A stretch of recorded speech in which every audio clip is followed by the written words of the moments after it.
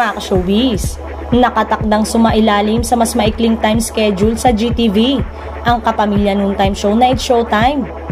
Ang pagsasaayos na ito tulad ng inihayag ng producer ng It's Showtime na si Pawi Lectura sa isang tweet ay mapapanood ang palabas mula 12 noon hanggang 12 PM sa GTV tuwing Martes, Miyerkules at Biyernes simula September 26 at magpapatuloy hanggang December 1.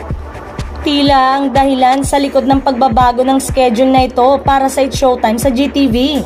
Dahil dito, magkakaroon ng bagong time slot ang It's Showtime sa GTV sa mga partikular na araw na yon.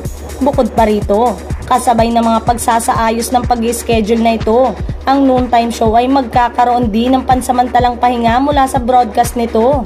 Nagdesisyon ng ABS-CBN at It's Showtime Management na huwag ituloy ang apela sa Office of the President matapos tanggihan ng MTRCB ang motion for reconsideration ng show. Sa isang pahayag na inilabas noong Biyernes, October 6, ipinahayag ng ABS-CBN ang kanilang desisyon na huwag iapela ang 12 days na pagsususpinde ng MTRCB sa palabas.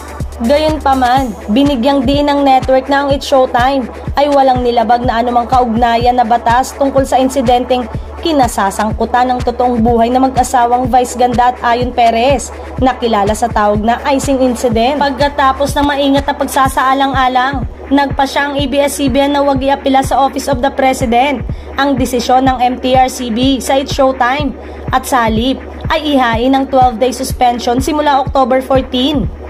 Iginagalang namin ng otoridad ng MTRCB, ngunit buong kababaang loob naming pinaninindigan na ang programa ay hindi lumabag sa anumang mahalagang batas.